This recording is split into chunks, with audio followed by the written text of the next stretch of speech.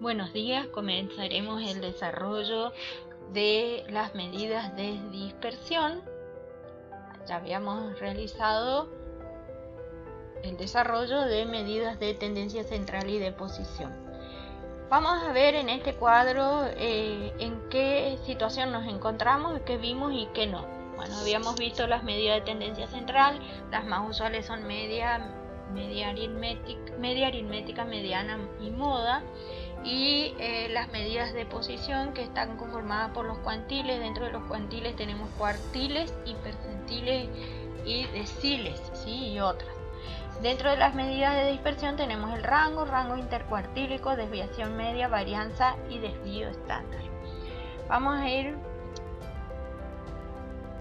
a comenzar con un ejemplo para comprender la utilidad de estas medidas de dispersión.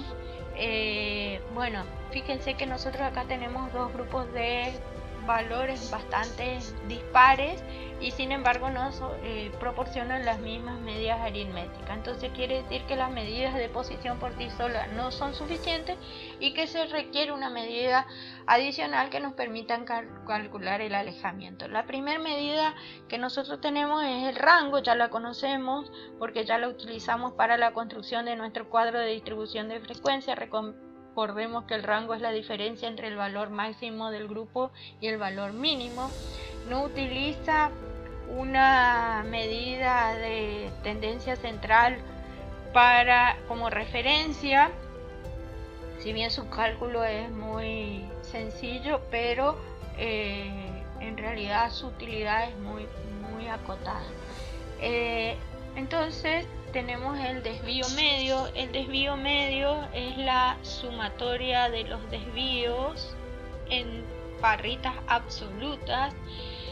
Fíjense que esto tiene un porqué. Nosotros sabemos que a través de la segunda propiedad de la medida aritmética, que la sumatoria de los desvíos es igual a 0. Entonces, para subsanar ese inconveniente se utilizó barritas absolutas. El tema es que, dividido n porque es un promedio, el cálculo de este desvío medio precisamente con esas barras en la fórmula complican su manejo algebraico, y es así que se subsanó ese inconveniente a través de un artificio matemático, diríamos. Se elevó al cuadrado, se utilizó paréntesis y los desvíos se elevaron al cuadrado, ¿sí? Entonces,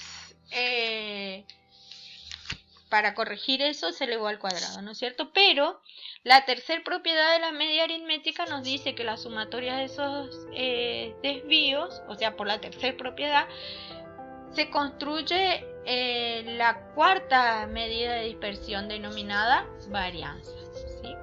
Entonces, nosotros tenemos esta fórmula que es la fórmula ponderada de mi varianza, que es 1 sobre el total de observaciones por la sumatoria de los desvíos elevado al cuadrado por cada uno de los valores de las frecuencias absolutas. Y fíjense que esta es la diferencia que hace para los datos agrupados. Agrupados quiere decir que están en un cuadro de distribución de frecuencias, ¿sí? Fíjense que yo lo remarqué acá las frecuencias absolutas. Mientras tanto que para los datos no agrupados, cuando no están en un cuadro de distribución de frecuencia, no se encuentra presente la frecuencia absoluta. No está. Tenemos la sumatoria de los desvíos elevado al cuadrado dividido en n tan solo. Vamos a ver, esa es la mamá de todas, ¿no es cierto? El tema es que con la varianza me quedan las unidades de medidas que las unidades de medida, vamos a recordar, son las que corresponden a la variable bajo estudio. Si estamos trabajando con kilogramos, kilómetros, número de personas, número de tubos o lo que estemos, sean las unidades de medida que corresponden a la variable bajo estudio, van a quedar elevadas al cuadrado. Para subsanar ese inconveniente, se obtuvo el desviación estándar, que tan solo es la raíz cuadrada de mi varianza. Bueno, tenemos las dos fórmulas para datos agrupados y no agrupados. Y ya vamos a dar comienzo a la parte conceptual y el desarrollo teórico de la varianza, porque tenemos una formulita que el desarrollo de la formulita, que es la fórmula de trabajo de la varianza que ustedes estuvieron utilizando con las profesoras en los prácticos. Entonces, fíjense que nosotros tenemos acá un binomio, desarrollamos ese binomio, el cuadrado del primero menos el duplo del primero por el segundo, más el cuadrado del segundo, hacemos la distribución de las sumatorias, ¿sí? Esto, como era una constante, estaba fuera de la sumatoria, hacemos la distribución y vamos reemplazando, ¿sí? Fíjense que esto es igual a la media aritmética, esta expresión que tenemos acá, entonces se va a simplificar. Nos queda 2 veces la media elevada al cuadrado menos 2 veces la media elevada al cuadrado más la media elevada al cuadrado. Entonces esto simplificamos con uno de estos y nos queda la expresión esta, que es la fórmula de trabajo de mi varianza, que es la sumatoria de los valores empíricos elevados al cuadrado de los x sub i, o marcas de clase o puntos medios que ustedes tienen en el cuadro, por cada uno de los valores de la frecuencia absoluta dividido el total de observaciones menos la media elevada al cuadrado. Entonces tenemos, fíjense, para datos agrupados está nuestra formulita, y para datos no agrupados que no están en un cuadro de distribución de frecuencia, fíjense que acá no está la frecuencia absoluta. Bueno, las propiedades de la varianza. La primera propiedad de la varianza nos dice que la varianza de un conjunto definido de datos, subrayen por favor, es un valor constante mayor o igual a 0. La segunda propiedad nos dice que la varianza de una constante es igual a 0, obviamente porque no va a haber desvío, ahí está la demostración. La tercera propiedad nos dice que la varianza es una medida mínima si se la compara con cualquier otra similar que se calcula tomando como referencia alguna medida de posición diferente de la media, nos va a proporcionar un valor mayor. Acá no es necesario, no va a ser necesario desarrollar, porque ya la habíamos visto en la tercera propiedad de la media aritmética, que demostró que la sumatoria de los desvíos elevado al cuadrado entre los valores de la variable y la media aritmética es igual a un mínimo, lo cual equivale a decir que los desvíos se calculan respecto a cualquier otro valor que no fuera la media aritmética, la sumatoria de ellos al cuadrado daría un resultado mayor. Bueno, la cuarta propiedad es de variables transformadas algebraicamente. Acuérdense que tenemos 3 ítems. El primero sumamos o restamos, el segundo multiplicamos o dividimos, y el tercero reúnen los ítems A y B.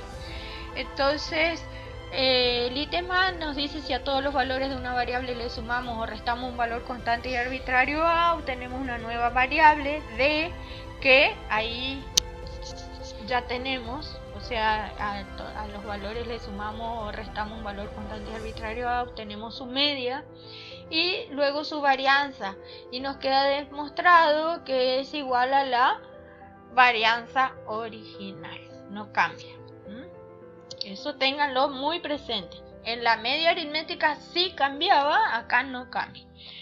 Si el B nos dice si a todos los valores de una variable los multiplicamos o dividimos por un valor constante y arbitrario, si obtenemos una nueva variable cuya varianza será igual a la variable original multiplicada o dividida por la amplitud por C, por C elevado al cuadrado. Entonces obtenemos la nueva variable, C por los valores de la variable, obtenemos la media de esa variable, la varianza, y queda elevado al cuadrado C por la varianza de la variable original.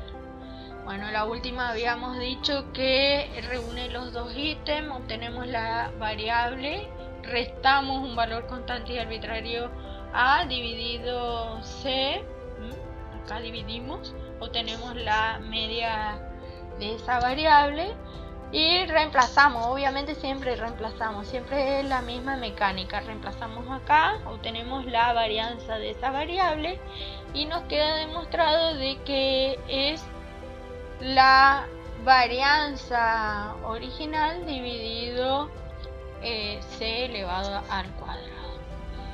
La última propiedad es la varianza de la suma o de la diferencia de dos variables. Le voy a pedir que remarquen acá porque esto es muy importante, porque de acá nace un nuevo concepto que es la covarianza. En el caso de la suma de dos variables, tenemos las dos variables con sus correspondientes media aritmética y sus varianzas, ¿sí? Tenemos la variable D, el profe usa en su apuntecito W, la letra W, es indistinto usar cualquier letra, Entonces, reemplazamos